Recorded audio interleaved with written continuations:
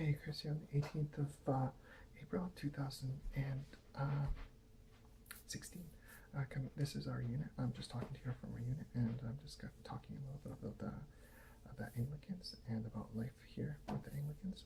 My hope is that I'll get information out there to the public about their criminal activity, to warn other people about their criminal activity, especially the dangerous attacks and the computer attacks and the computer assaults they're doing. Say they've been attacking our computers since we've lived here, and all of the activity is almost undetectable. They go underneath the operating system, and they're attacking this a system that I call insidious, serial, nether remote assault. That's what I call it. Capital I-N, capital S-E, capital N, capital R, capital A, Insenra. With this attack, they've connected to and modified and root controlled an AMD machine, Intel machines, all of our Intel machines, Linux, HP, Dell, and also PowerPC. And they've also connected to our NVR, network video recorder. That is, they can cut cameras out, they can delete video footage, and they can watch the video. So for example, if I'm sitting there and I forget the camera's on, and say I had a camera in my unit and I had some playtime, they could watch the video, they could record the video, and if they wanted to, they could delete the video afterwards if they didn't want me to, watch the video back. They have deleted the video already. I've seen it. They've also cut video feeds, cut cameras, disconnected cameras from the network, and they've done a whole bunch of other stuff. I want to do another video about that another time. So that's what I've been trying to do with these videos. If you hear somebody creaking around, that's probably Fufli. He's the computer guy next door. He's an Anglican student. Well, no, he's Baptist. He's a graduate from Adelaide, and he is a graduate with honors in mathematics and computer science.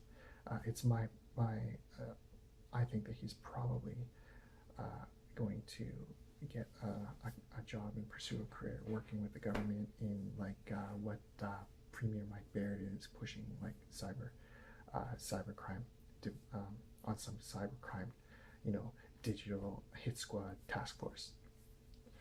I did another video on Premier Baird going to visit Palestine, but the real reason he went there was to talk to Israel about tech startups and cybercrime and money for and startup information on cannabis manufacturing for medical cannabis here in Australia. So it was all about money. Anyways, that's another video. Premier Mike Baird's visit to Palestine and Israel. So if you hear Fufli crawling around, don't worry about it. He's been in our computers and in our phone since we've lived here. He's like a parasite, like a bloodsucker. I described him one time as a pit bull. No, he's not like a pit bull. He's like a leech. He's like a bloodsucker. Once he digs on to you, it's really difficult to get him off. And he's protected by the Anglican Church, and he's protected by politicians. So there's not really much you can do about it. He basically does whatever he wants. And with this Insenra technology, he can connect to any of our machines, phones, anything. So I'm trying to use this microphone because I want to talk quiet. I don't want to give them any excuse.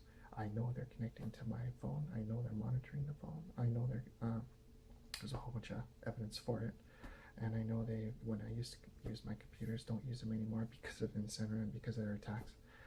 They were attacked to them. They've destroyed one of our computer twice. They've destroyed it by coming into our unit and connecting to it.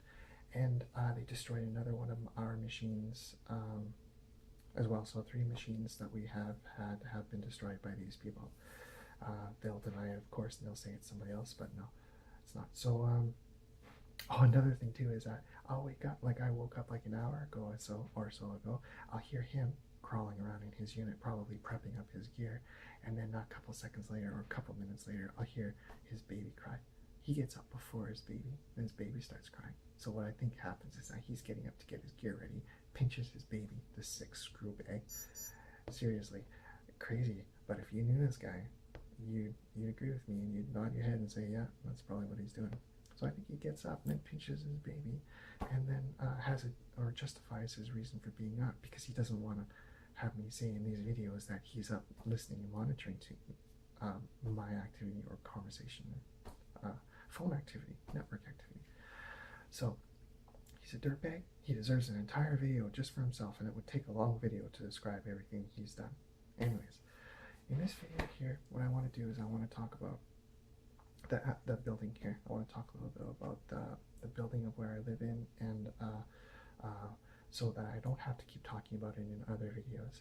So the first thing I have to say is that when I finally realized that these Anglican Moore Theological Bible College students, Foolfley and his collaborators, his crew of douchebags, when I first figured out what was going on, I was very upset and very animated, and I went out and talked to one of the elders here, who is also very renowned in Australia for historical reasons. He's like a big, huge public figure. Like he's like an Australian icon, not icon, but like like a very historically significant feature. So person, not feature, person. So I went out and talked to him because I thought I could trust him based on his dignity and his reputable history and past, and because I heard good things about him and how he was like a really good a public activist. So I went out and I talked to the person, and I said, hey, we're being broken into. Everybody here should know about it. And he said, look, you can't say that. That's very dangerous. You could get into trouble. Now, why would it be dangerous for me to say that? These people are supposed to be Christians. Well, because they're powerful, that's why. And now I realize, after all this time, and after everything's happened, that they are dangerous people. So they're dangerous since all this is coming out anyways, and I'm hoping that everybody finds out about this, because this computer attack is horrible and everybody should know about it. Smart people, please investigate this and figure out what's going on, because I don't have the resources to do it. I'm talking into a phone. I don't have a computer anymore. Even if I did, I don't have the equipment or the laboratory to test this. So I live at 126 Croydon Avenue, Croydon Park, in New South Wales, Sydney, Australia. It's a building of 19 units. It is owned almost entirely by Anglicans. So what I mean by that is they own 11 out of 19 units. And out of those 19, so that's 57%. 57%, yeah. So out of those 19 units, 2 units have been sold since we moved in. 2 of those units have been sold since we moved in. They say that it's to non-Anglican entities, but I don't think that's true. I think that's an exaggeration. I think that's inaccurate. I think that it's probably so Anglicans probably bought it, and they put it into some dummy names, dummy fund or whatever, or a company that doesn't exist, just a show company, just as a placeholder until they can take possession for it, and then they can buy it back for $1 or something like that. I don't think that it was sold to third-party interests. I think it was sold to the Anglicans, and they just hid the purchase somehow. So with 13 out of 19 units, that's 68%. So even 57% is basically, they say what goes on in this place. The building is old. Recently it was done up. That's the construction. That would be another topic for another video, because we're already getting on 9 minutes. But everyone here is Anglican Bible College students in them 11 units. All the activity and movement into this unit is almost entirely related to the Anglicans. There's no strangers coming through here all the time.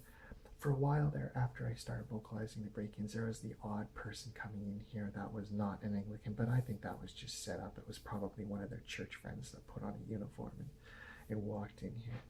It was very, very stagey, and the guys that came in here looked like freaking lawyers. They didn't look like delivery people. So that was all just done to cover their butts, because I've said before in documentation that, and in my personal journals, which they read, because it was on my computer when I used the computer, that this place was isolated. The only people who could have broke into our unit was them. Nobody knew that I lived here when I first moved here. Not even my family back home knew where I lived. I never talked to family back home. I never talked to anybody here even, really. My wife was the same. She has a few friends at work, and apart from that, nobody knew we were here. Only the Anglicans knew we were here. So all the attacks and all the stuff that happened to us was done by them or their collaborators in this building. It wasn't done by a third party or an outside party. It was done by them. They lie and cheat and connive and conspire and backstab and try to get out of this and try to create these fantasies, these situations, to make it look like something else happened or someone else did it. But no, it was them. I know it. So they own almost all of this building, and the building to the north, there's another building to the north. They purchased that entire thing as well. But that's not all. The building on King George's Street, there's a huge house, a huge property. All of that was gifted to them. And that's how all this started. That entire house was gifted. I've been told that it was a gift by an old woman who was dying. That entire thing was gifted to them. When they acquired that property, which is massive in itself, after that they bought that other property, which is just northwest of us. Then they started purchasing this property. What I think they're doing now is purchasing units behind us, in the buildings behind us. And what I think they want to do is start buying off them buildings too. So I think what they do is they purchase those buildings, probably under dummy companies, and then fill them with people that they want to fill them with. So that's basically the building else set up. It's a closed system. Now that I've said that, I'm sure they're going to correct their behavior and have a whole bunch of strangers floating through here. But no, the only people that have been here are a few friends of the non-Anglicans that live here, but not many. I can count them on my hand how many times I've seen strangers in this building in 3 years, over in the time that I've lived here since 2013. And 2 or 3 delivery guys that went to the wrong address, and that's it. And those people, I think, were setups to make it look like, yeah, strangers come in here, Chris is lying. No, I'm not lying. Everybody else who comes here is related to the Anglicans, the students, or friends of the students, or living here. The entire building over there is entirely populated by Anglicans. Every single unit is Anglican student, or an Anglican some sort, going to Moore Theological Bible College. So that's this setup. It's a closed system. They have basically total control. They hire their own plumbers. They hire their own electricians. They hire their own tree cutters. They have their own shrubbery cleaners over there in the building, and I call it the donor house. In the donor house there, they have their own people who trim the trees and cut the branches. They have their own branch machines. It's a completely closed system. Electricians, glass layers, it's all closed. And the people that they got to do the construction on these units, the property manager hired them. So I'm sure that they're kind of related in some way to the Anglican organization as well. So the whole thing is closed. Everybody scratches everybody's back, and everybody watches out for everybody, and everybody is extremely happy to keep the outside world out and them in. It's like a cult. I mean, even over in the donor house, they have a little garden, just like a little cult would have a little garden. They have their activities here, and everybody sticks together, and they're with each other 24/7. When they're not with each other in the Bible college, they're studying in that building over there. And when they're not in that building over there, they're talking to each other. And when not talking to each other, they spend more time with each other, with other Anglicans, than they do with their own families, I think. So, to me, it's like a cult. It's like a very closed system, and they're very powerful, and they got very powerful friends. Now, in the future, hopefully, I'll just refer to this video if I ever talk about the building or the environment.